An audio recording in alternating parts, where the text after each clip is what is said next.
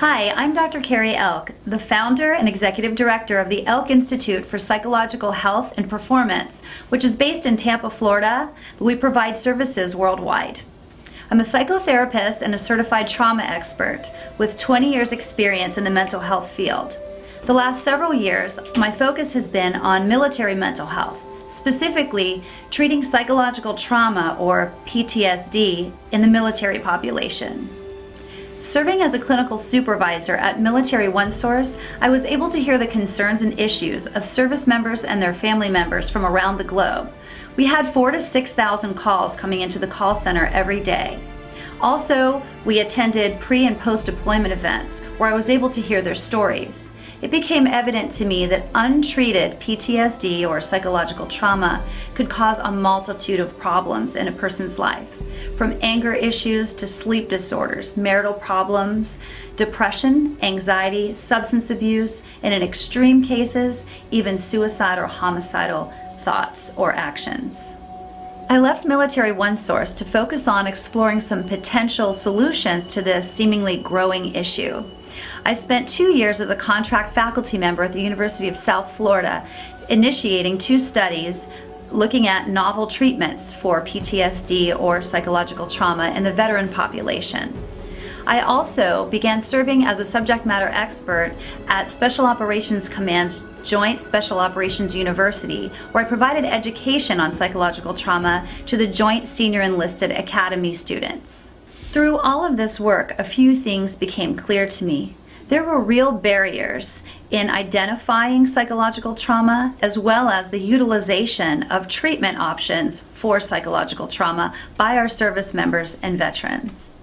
We see 3 major barriers. The one is the stigma about psychological trauma, that somehow PTSD is a result of mental illness, ill preparedness, wrong action, or some kind of brokenness, when actually PTSD is a result of a natural physiological response and the way that the brain stores information from those experiences due to that change. The second barrier is the nature and the length of the current protocols that we're offering to treat PTSD. They tend to be 12 to 14 session models. 12 to 14 sessions can sound like a really long time to talk about something that was difficult to go through the first time. Also, many of the treatments that are available that we're offering require the client to disclose the details of the traumatic event that they experienced over and over in writing and verbally, which can become so painful that a person stops their treatment. And the third barrier is the expected outcome of the therapy if a person does stay for the full course of treatment, 12 to 14 sessions, disclosing and all of that. The expected goal is to decrease distress about the traumatic event, which means you'll still be dealing with symptoms, just learning how to manage them. And it really breaks my heart to hear veterans say, I'm learning to manage my PTSD, I'm learning to live with my PTSD, or I've been told that I'll always have PTSD. That's not the case. Don't accept that as the new normal. We can correct the way that the memories are stored around the traumatic event so that it will be a sad or a bad memory. You can't make something bad good, but it doesn't have to be relived every time that there's a trigger in the environment. It will be a sad or bad memory, but not a traumatic memory. What I have found to be helpful in overcoming these barriers to identification and utilization of treatment for psychological trauma in my work is, number 1, to provide straightforward, simple information about the physiological response to threat in the environment that results in PTSD or psychological trauma.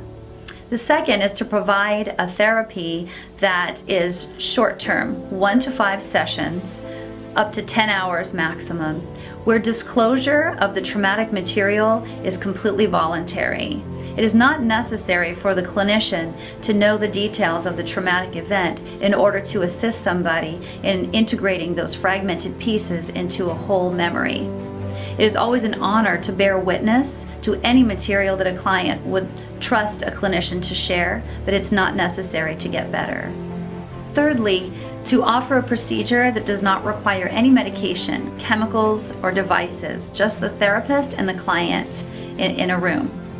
And lastly, number 4, to have as the goal of the therapy, to have the outcome be eradication of the traumatic response to triggers, to integrate all of the fragments of the memory so that it's stored properly and is remembered again as a sad or a bad memory, but not a traumatic memory.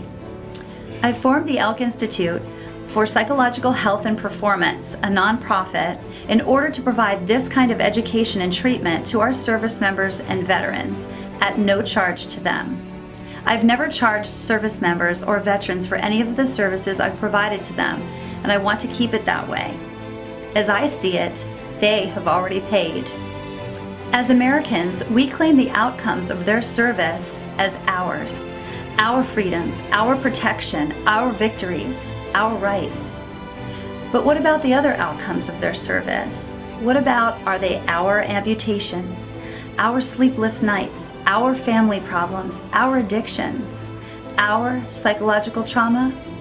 You see, we can't just claim the positive outcomes of their military service. These are our troops, our veterans, and we need to claim it all as ours.